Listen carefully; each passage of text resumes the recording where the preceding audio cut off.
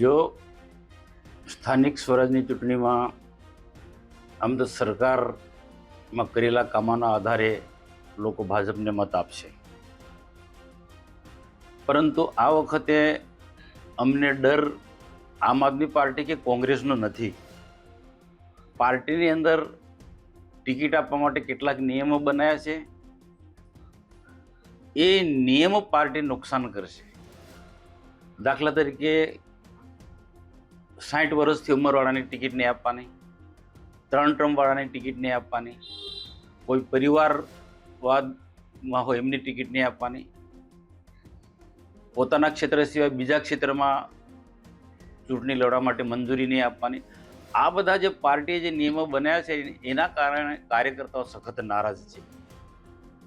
અમારા નર્મદા જિલ્લાની જ વાત કરું તો સાગબારામાં અમારા મંજીભાઈ વરિષ્ઠ આગેવાન છે, એ ઉંમરના હિસાબે ડ્રોપ થાય છે. પરીક્ષાબેન એ 3 ટર્મના અને પરિવારના કારણે એ ડ્રોપ થાય છે. એ રીતના ઘણી બધી તાલુકાની ને જિલ્લાની જે સીટો જે છે એના કારણે આખા સમીકરણો બદલાય તે મન લાગે છે. અને આ સ્થિતિ આખા ગુજરાતમાં છે. આખા ગુજરાતમાં છે, જેને સખત મહેનત કરી હોય, ઘણા સમયથી ચૂંટણી જીતવા માટે તાલુકા પંચાયતની, જિલ્લા પંચાયતની ચૂંટણી જીતવા માટે જે મહેનત કરી હોય, કાર્યકર્તાની ટીમ બનાવી હોય, એના પર બધું પાણી ફરી વળવાનું અને નવા ઉમેદવારોમાંથી નવા તાત્કાલિક કોણ આપવાનું.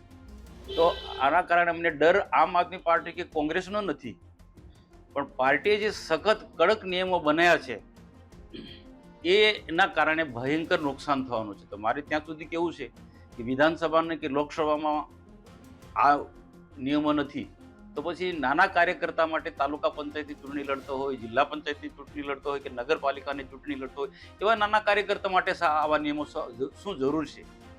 આજે જે કાર્યકર્તાઓ કોઈ બોલી નથી શકતા, ગુજરાતભરમાંથી ઘણા બધા કાર્યકર્તાઓ ક્યાંક ને ક્યાંક મળે છે, તો પાર્ટીએ વધુ પડતા જે કડક નિયમો બને એનાથી સખત નારાજ છે. ચોક્કસ માનું છું પાર્ટી શિસ્તબદ્ધ પાર્ટી છે અને હોવું પણ જોઈએ. રાષ્ટ્રવાદી પાર્ટી છે, સરકાર પારદર્શક વહીવટ આપી રહી છે, સરકારની ખૂબ સારી યોજના છે, પણ આ યોજના લોકો સુધી પહોંચાડવા માટે જે કાર્યકર્તાએ જે સખત મહેનત કરી છે એની જે અવગણના થાય તો એના કારણે કાર્યકર્તા નારાજ થવાનો છે.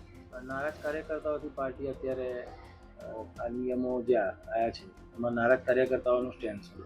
એમાં કદાચ આગેવાન નારાજ ના થાય, કે જે પાર્ટી જે ઉમેદવાર ડ્રોપ કરે છે એ નારાજ ના થાય, પણ એની સાથે આસપાસ જોડાયેલા કાર્યકર્તા નારાજ થવાના છે. એ તાત્કાલિક નવો ઉમેદવાર આવી જાય છે એને થોડા સ્વીકારવાના છે. એટલે નારાજ કાર્યકર્તાઓ અપક્ષ ઉમેદવારી કરી શકે ના, ભારતીય જનતા પાર્ટીને કાર્યકર્તા છે, શિસ્તબદ્ધ પાર્ટીમાં માનવાવાળો કાર્યકર્તા છે, એ અપક્ષ ઉમેદવારી નથી જ કરવામાં મને વિશ્વાસ છે. પણ એનું આખું મોરલ તૂટી જાય, આખું ઉત્સાહ તૂટી જાય ને એની સાથેના કાર્યકર્તા સખત નારાજ થાય, નિષ્ક્રિય થઈ શકે ને નિષ્ક્રિય થઈ જાય. એ નિષ્ક્રિય થાય તો પાર્ટીને નુકસાન થાય. કાર્યકર્તા જ્યારે નિષ્ક્રિય થાય, ઉમેદવારનો જે ઉત્સાહ તૂટી જાય, તે બીજાના માટે કેટલું ઉત્સાહથી કામ કરવાનું છે.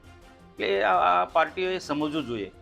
લોકસભા કે વિધાનસભામાં આ વસ્તુ નથી, તો પછી તાલુકા પંચાયત, જિલ્લા પંચાયત કે નગરપાલિકામાં આવા બધા કડક નિયમો લાવવાની કોઈ જરૂર નથી. બાંધછોડ આપવી જોઈએ. યુવા ટીમને પ્રમોટ કરવાની વાત પાર્ટી દ્વારા કરવામાં આવી. યુવા ટીમને પ્રોત્સાહિત કરવું જોઈએ, પણ કેટલીક જગ્યાએ ત્યાં જોવું જોઈએ કે જીતે એવા સમીકરણ ક્યાં બને છે એ જોવું જોઈએ. જીતવું મહત્વનું છે.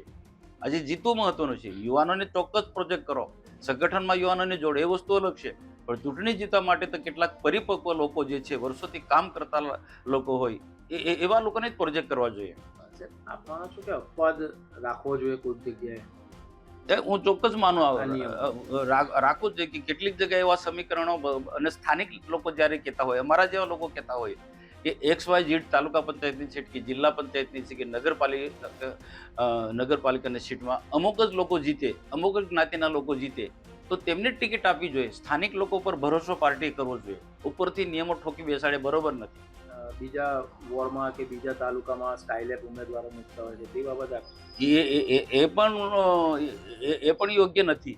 કારણ કે XYZ જે તે વિસ્તારના કાર્યકર્તાએ સખત મહેનત કરી હોય, એને જે સીટના કાર્યકર્તાએ ચૂંટણી જીતવા માટે બધી જ પ્રકારની મહેનત કરી હોય, સરકારી યોજના લોકો સુધી પહોંચાડી હોય, અને રાતોરાત તમે 12નો ઉમેદવાર આપી ઠોકી બેસાડો છો, તો સ્થાનિક લોકો નારાજ થવાના જ છે.